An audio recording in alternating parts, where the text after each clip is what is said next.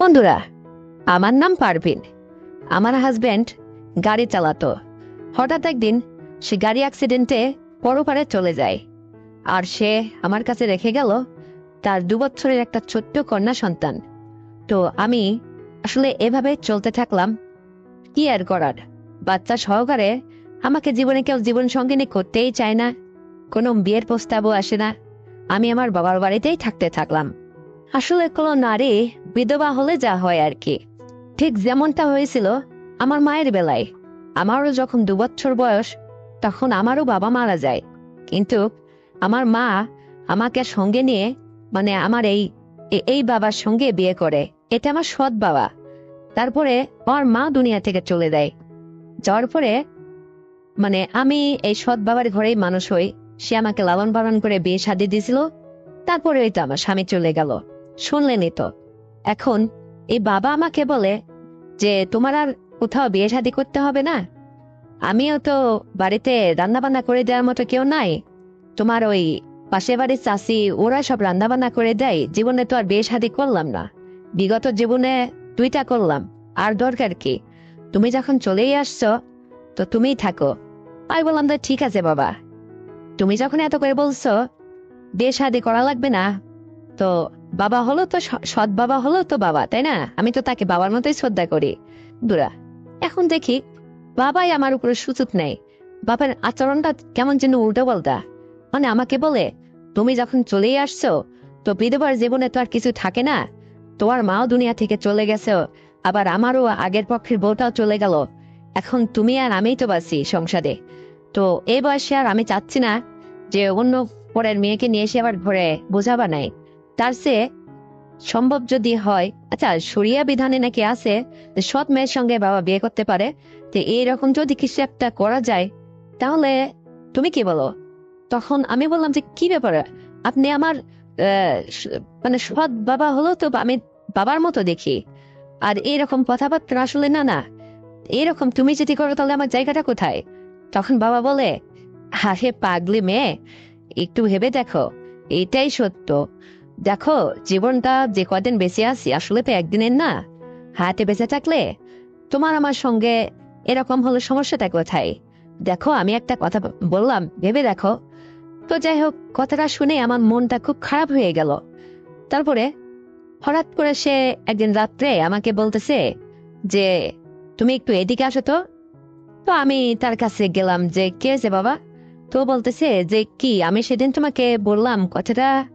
তো আমি দেখলাম যে হাজার হলো আমার সৎ বাবা, রক্তের কেউ না, তার আমি জন্মদাতা মেয়ে না। সে তো আমাকে কিছু একটা করে বসতে পারে। এইরকম একটা ভয় কাজ করছিল আমার মনে। তারপরে আমি বললাম যে না বাবা, আসলে এটা সম্ভব না। তার চেয়ে যদি আমি তোমার সংসারে বোঝা হয়ে যায়, আমাকে ভালো একটা পাত্র দেখে না হয় বিয়ে শাদী দাও। যে ঘরে হয়তো কারো বউ মারা গেছে, কারো 2টা সন্তান আছে, সেই ঘরেই না হয় আমি যাব। কিন্তু তুমি কি করে ওই জায়গাতে আমার কাছে এরকম দাবি করো? তোমার সঙ্গে কি আমি এটা করলে সমাজের মানসিকই বা কি বলবে?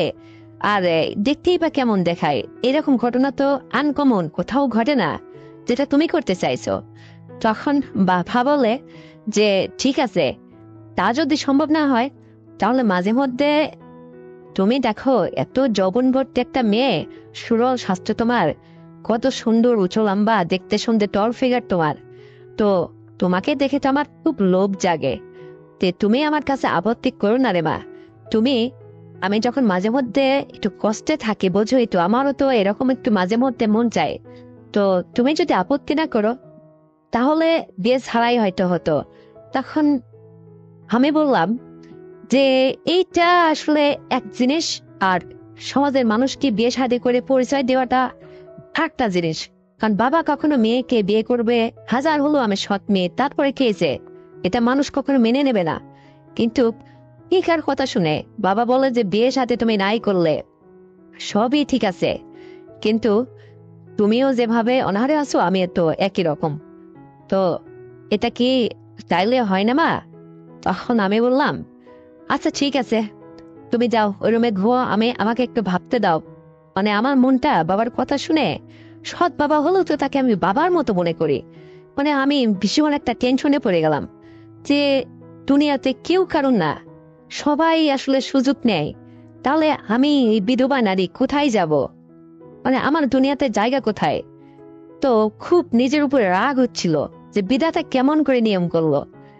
আমি এখন এই অবস্থায়, আমার তো ঘরে একটা ছোট্ট কন্যা সন্তান আছে, তার কি হবে? এই নানানটা ভাবতে ভাবতে ঘুমিয়ে পড়লাম। যাও, একদিন দুদিন এভাবে চলতে লাগলো।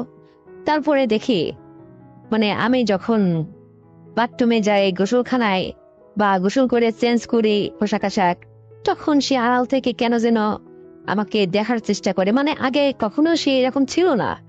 আমি বিধবা হওয়ার পরে তার সংসারে যখন থাকতে লাগলাম, তখন বাবার চরিত্রটা ঠিক উল্টে গেল। মানে আমার উপর কেন যেন আমার সৎ বাবাটা নজর দিল। তারপরে আমি আসলে দেখলাম যে না, এইভাবে দিন যায় না। সে আমার উপরে যখন এত করে নজর নিক্ষেপ করছে, তাহলে তো তার হাত থেকে আমার মনে হয় রক্ষা নেই। কি করা যায়? আল্লাহর কাছে বললাম যে আল্লাহ, তুমি আমাকে একটু রক্ষা করো। মানে সব পুরুষ তো আর একরকম না, কিন্তু আমার এই সৎ বাবাটার চরিত্রটা যে এইরকম, এখন আমি সমাজে মানুষকেই বা এই কথা বলি কি করে? তাহলে তো আমারও মান ইজ্জত থাকবে না, আবার আমার সৎ বাবারও মান ইজ্জত যাবে। এই নানানটা ভাবতে ভাবতে তাকে হঠাৎ করে বললাম যে ঠিক আছে, তুমি আসলে যেটা বলছিলা সেটাই হবে।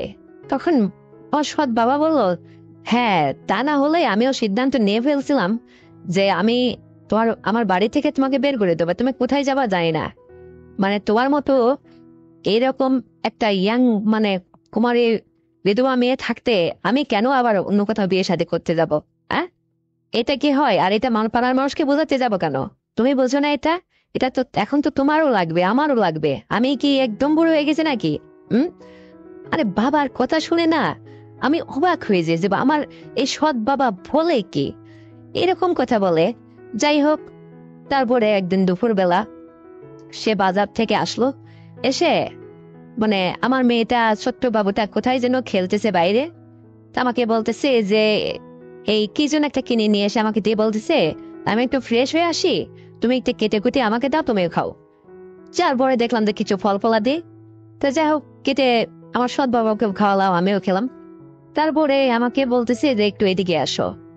আমি ওই রুমে গেছি দুপুরবেলা, বাবার রুমে, বাবা যে রুমে ঘুমায়, যাই তার মাথার পাশে বসলাম। কি হয়েছে বাবা? তো বলতেছে যে কি হয়েছে তুমি বোঝো না?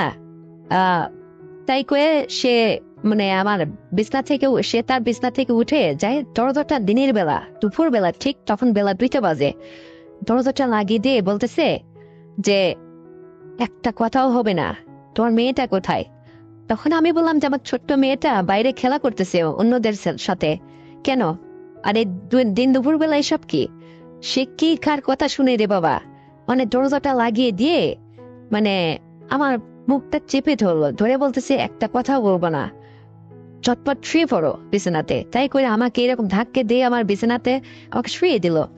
দিয়ে সে মানে আমি সাওয়াল কামিজ পরা অবস্থায় ছিলাম, সে ফিতে টান দিয়ে খুলে মানে কি যে একটা আবল তাবল উত্তম মাধ্যম শুরু করলো। তা আমি বললাম যে বাবা, এটা আসলে ঠিক হচ্ছে না, এটা আসলে মোটেও ঠিক হচ্ছে না। আর আমি কোনো কিছু সিদ্ধান্ত নেওয়ার আগে তুমি এসব কি করছো, কি করছো?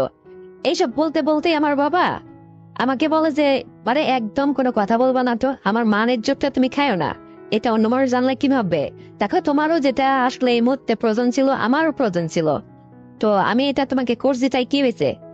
তুমি কোনো কথা বলো না তো। এই কথা বলতে বলতে সে আমাকে যাই হোক একবার মানে ভালো মতো করে মানে করে দিল। তো যাই হোক, আমারও অনেকদিন এটা আসলে ছিল না, আমি আস্তে আস্তে নিশ্চিত হয়ে গেলাম, মানে আমারও ভালো লাগলো।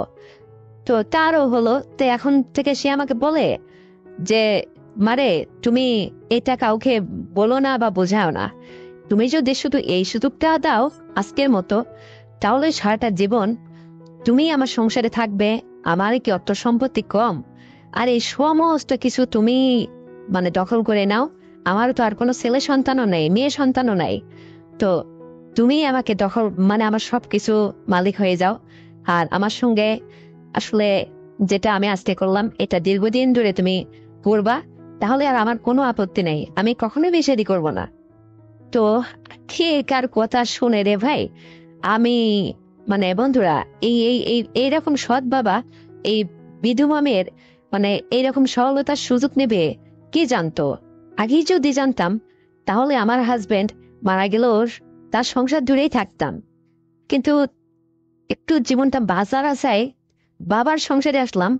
আমার সৎ বাবা আমাকে মানে তার আচরণটা বুঝিয়ে দিল যে আসলে স্বার্থের বেলায় জীবনটা এরকম, যে কিচ্ছু করার ছিল না বন্ধুরা।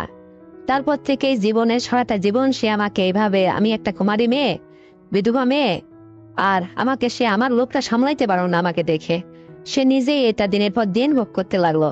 তো বন্ধুরা, আপনাদের জীবনে কারোর সঙ্গে যদি এরকম ঘটনা ঘটে থাকে বা দেখে থাকেন তাহলে আমাকে কমেন্ট করে জানাবেন। আর আমার এই গল্পটি যদি আপনাদের বিন্দু মাত্র ভালো লেগে থাকে তাহলে অবশ্যই চ্যানেলটিকে সাবস্ক্রাইব করবেন, ভিডিওতে একটা লাইক দিবেন আর শেয়ার করে অন্যকে দেখার সুযোগ করে দিবেন। আর আরো সুন্দর গল্প নিয়ে আসছি বন্ধুরা, ততক্ষণে সবাই ভালো থাকবেন। আল্লাহ হাফেজ।